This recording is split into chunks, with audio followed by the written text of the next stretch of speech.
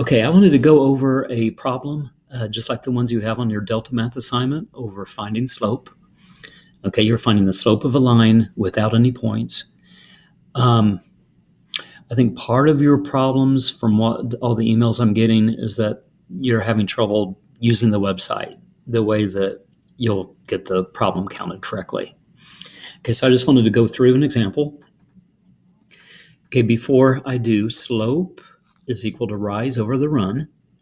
Okay, by rise, we mean up or down. By run, we mean right or left. Okay, up is positive, down is a negative direction. Okay, for the run, right is a positive direction, left is a negative. And what you're going to do, you're going to find 2 points.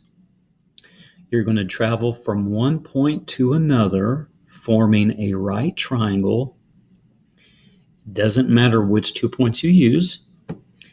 And you're going to figure out what the rise and the run is. If you travel from one point to another, going up or down first, and then going over right or left second. Okay, simplify your answer. A really nice double check is just to know that the sign of the slope of a line going upward is always going to be positive. And the sign of the slope of a line going downward from left to right will always be negative. So at the very end, when you're doing your answer, at least make sure you didn't goof up the sign. Okay, that's an easy fix. Okay, let's look at this problem. The problem on the left is the actual deltamath website. And over here on the right, I just have a place where I can kind of draw and talk without messing up how the deltamath problem would work out. Okay, first of all, if we want to find the slope of this line, okay, I don't have any points. There's no points on it. I just need to pick 2 points. There's millions of points on this line. Every single little teeny tiny part of this line is a point. Okay, there's millions of teeny tiny points on this line. I just need to find 2 good ones that are easy to count from. And the best way to get a point that's easy to count from is to make sure they're on a corner, at least when you can. If you can get points that are on a corner of a square, then you're going to be counting full spaces when you go from one to the other. Okay, so my first goal is to just find 2 points on this line that are on corner points. I'm starting about right here. This one's good. Going down my line. See, I'm not on a corner yet. All of these points are not on the corner. Okay, but that one is. Keep going down. That one is. Okay, that one is. There's a bunch of them. It doesn't matter which 2 points you travel from.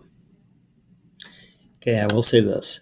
The closer the 2 points you use are, the less reducing you'll have to do when you simplify your fraction.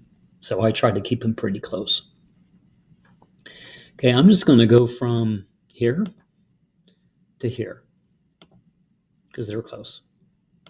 Okay, and when I do this, when I figure out the slope, it's kind of like I'm traveling from one point to the other. I like to go from the one on the left to the one on the right. You don't necessarily have to do that. And I like to rise first. Okay, rise is up or down. So if I'm going from here to there, I need to go up or down first so that I get from the first point to the second point.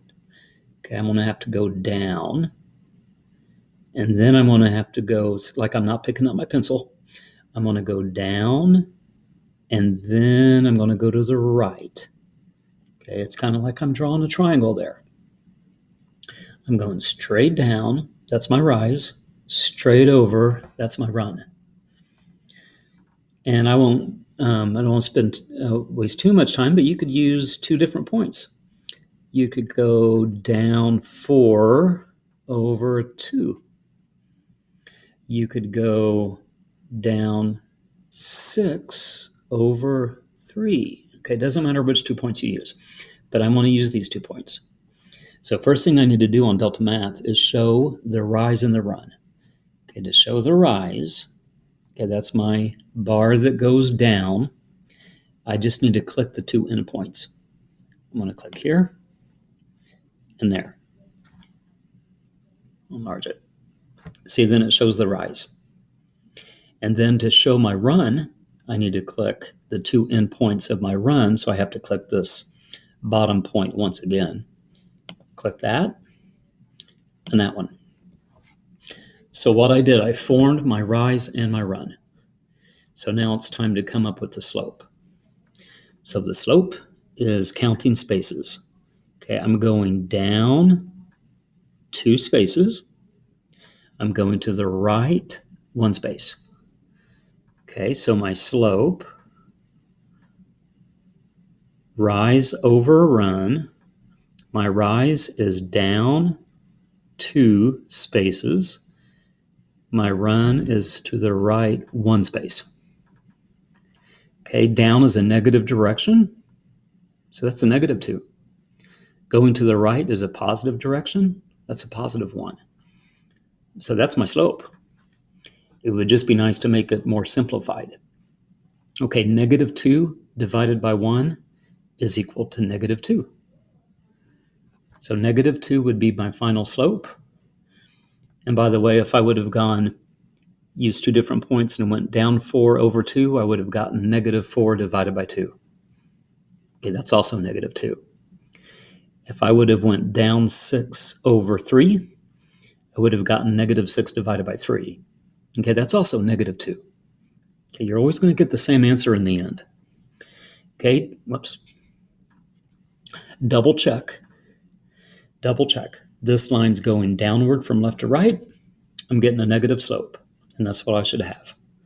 So I'm just going to type in -2 and click submit. It will always ask you if you're sure. Okay, and if you're sure, click yes.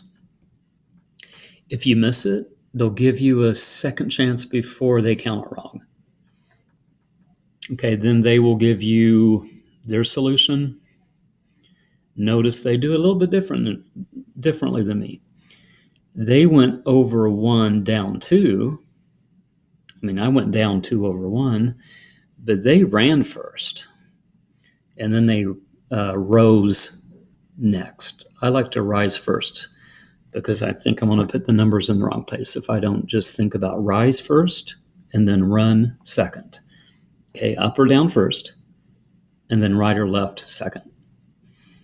Okay, please keep me posted on this. I'll do one more example, but please keep me posted if you have troubles.